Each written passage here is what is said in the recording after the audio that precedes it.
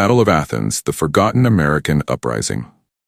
When you hear Battle of Athens, you might picture ancient warriors clashing with swords and shields, maybe even Spartans shouting, "This is Sparta."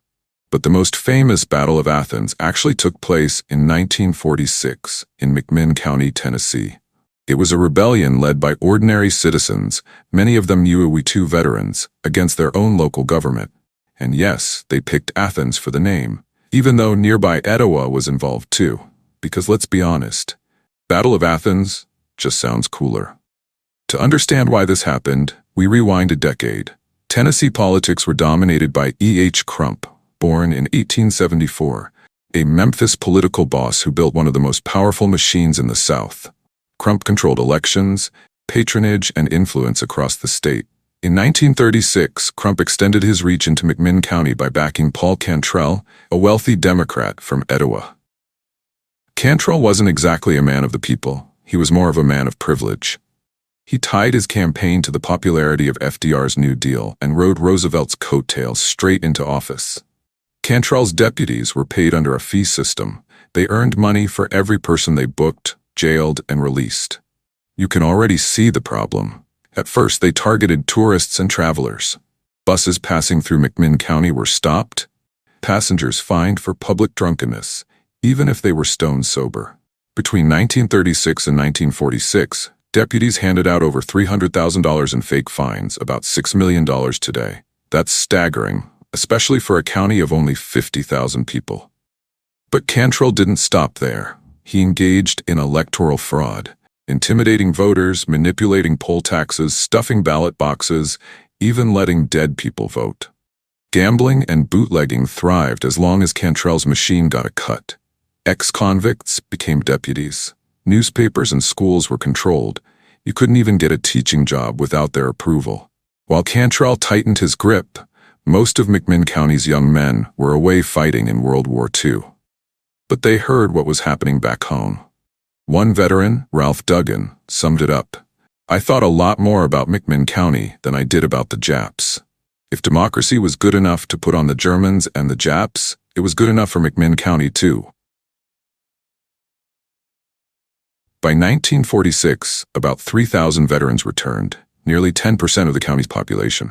Deputies tried to shake them down, but targeting battle-hardened soldiers fresh from Europe and the Pacific was a terrible idea.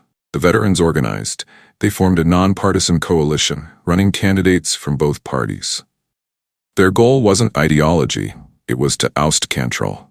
They chose Knox Henry, a veteran of North Africa, to run for sheriff. Local businesses, fed up with corruption, backed them financially. Cantrell wasn't about to lose. He hired 200 deputies, many from outside the county, paying them $50 a day, about $664 today. The veterans responded by forming a militia of 30 armed men to guard polling places. On Election Day, August 1st, 1946, tensions exploded. At the Waterworks polling station, an elderly black farmer named Tom Gillespie tried to vote. Deputies blocked him. When he protested, one deputy struck him with brass knuckles. Gillespie tried to flee but was shot in the back. That was the first shot of the battle. The sheriff shut down the polling place. Veterans arrived and chaos followed. Deputies captured 2 veterans. Accounts differ. Some say they escaped through a window, others say there was a standoff with guns drawn. Either way, the situation spiraled into open rebellion. When Cantrell's deputies tried to detain veterans, they quickly discovered they were outmatched. More deputies were sent to catch the veterans, but instead they were captured themselves. 7 deputies were marched into the woods, tied to trees, and beaten, a humiliating reversal of power. At another polling station, things escalated further. 2 veterans, Bob Harrell and Leslie Dooley, who had lost an arm in North Africa, were assigned as poll watchers. Deputies attempted to let a young woman vote who wasn't on the registration list. Harrell tried to stop them, only to be struck with a blackjack. The deputies seized the ballot box and dragged the veterans to the jail. Realizing pistols weren't enough, veteran leader Bill White ordered men to break into the National Guard armory. They emerged with 60 .30-06 Enfield rifles, 2 Thompson submachine guns, and plenty of ammunition. The veterans were gearing up for a real fight. When polls closed, the veterans' candidates had huge leads. but suspicious ballot boxes were taken to the jail. Smelling fraud, the veterans occupied the second floor of a bank across the street. They demanded the boxes be released. Deputies refused. Gunfire erupted. Accounts differ. Some say it was a prolonged firefight lasting hours. The veterans saw this as their final stand. Either win now or face overwhelming reinforcements the next day. They tried Molotov cocktails but couldn't get close enough. An ambulance arrived. The veterans paused, thinking it was for the wounded. Instead, Sheriff Cantrell jumped in and fled town, abandoning his men. Eventually, one veteran crawled to the jail door and planted dynamite. The blast breached the building.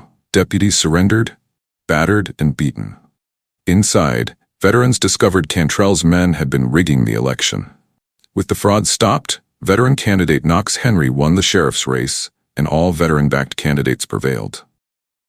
Amazingly, despite guns, explosives, and chaos, there were no fatalities. A few veterans were injured, many deputies were badly beaten, but nobody died. About 60 veterans defeated over 200 deputies, battle-hardened soldiers against corrupt cops who had never seen real combat. Cantrell survived, later working at a natural gas company. His political machine was finished. Reforms followed. Deputies no longer got paid per arrest, officials faced salary caps, gambling houses were demolished, and corrupt deputies were replaced. The Veterans Nonpartisan GI Political League even received letters from across the U.S. asking for advice. Their response? Try peaceful solutions first. Shooting it out wasn't ideal, even if it worked in McMinn County. The Battle of Athens was a rebellion not against a foreign power, but against corruption at home. Veterans who had fought for democracy abroad returned to fight for it in Tennessee. It was loud, violent, and explosive, but also relatively bloodless, and it proved that sometimes ordinary citizens can stand up to entrenched corruption and win. Let us know your thoughts on the Battle of Athens in the comments below. Thank you for watching. Please like, share, and subscribe. And if you have show ideas, we'd love to hear from you.